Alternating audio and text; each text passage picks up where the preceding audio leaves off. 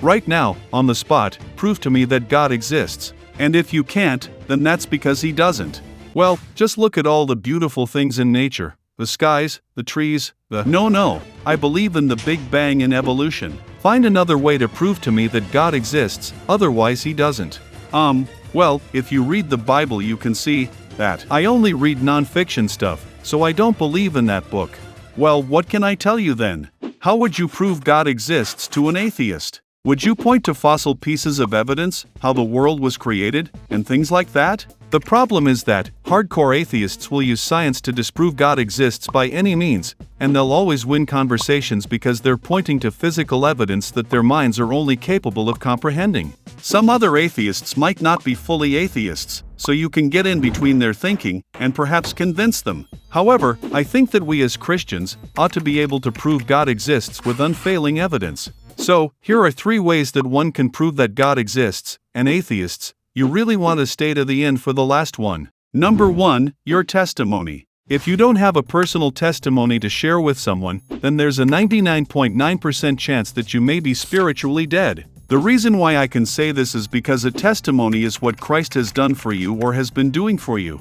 Every Christian ought to have a testimony, and if they don't, then they need to become born again to leave the spiritually dead state they are in. Watch this video here if you want to learn how to be born again. When you tell atheists your testimony, just the tone you speak it in, the passion you use to speak it, can be a powerful witness to them that there has to be some greater power that's filling your heart with such unspeakable joy and has actually done things for them. They cannot use science to disprove your testimony. However, they can harden their hearts and claim that your testimony could easily be a made-up story. So this leads us to the second way to convince an atheist, your lifestyle. This one can get on Christians' nerves because they are aware that their way of living, and the lifestyle choices they make, go directly against God's will. Titus 1 verse 16, they claim to know God, but by their actions they deny Him. They are detestable, disobedient, and unfit for doing anything good. Keep in mind these are people who believe there is a God, but they fail to actually become personally acquainted with Him. They fail to spend time alone with Christ every morning, to continually sit on the 3-legged stool.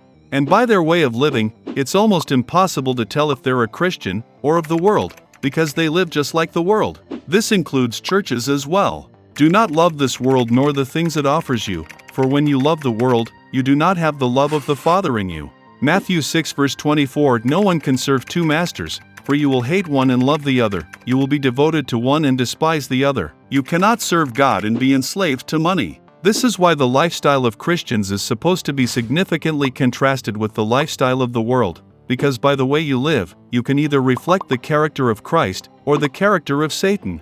Our lifestyle can leave an influence or an impression upon not just atheists, but those around us. You don't need music or entertainment to be constantly set before you in order for you to be entertained and not get bored. The way you talk, the kind of foods you eat, the type of clothes you wear, and many more, all can contribute to showing the transformational power of God. This will leave impressions on their minds, and perhaps reveal to them their sinful condition.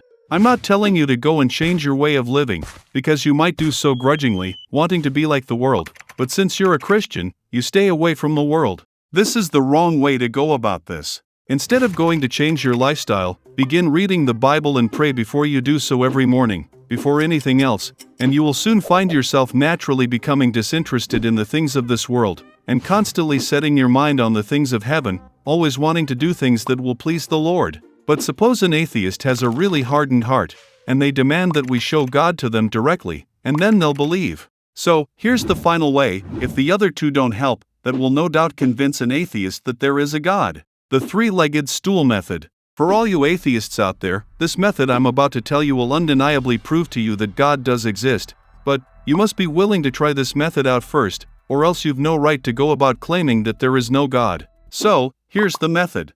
Every morning when you wake up, I want you to, before doing anything else, pray to God that if He does exist, if He can reveal Himself to you through the Bible, and give you some enlightenment. When you're done, open your Bible and head to the Gospel of John. I'm not going to tell you how much time you should read it, because that'll create some problems. So, just read it for however long you want to, but at least read it. You don't have to believe the things it says or understand it, because you won't. If you have to go somewhere, however, in the morning, and will not have time, then before you head to bed, Pray to God to wake you up at an earlier time before your schedule.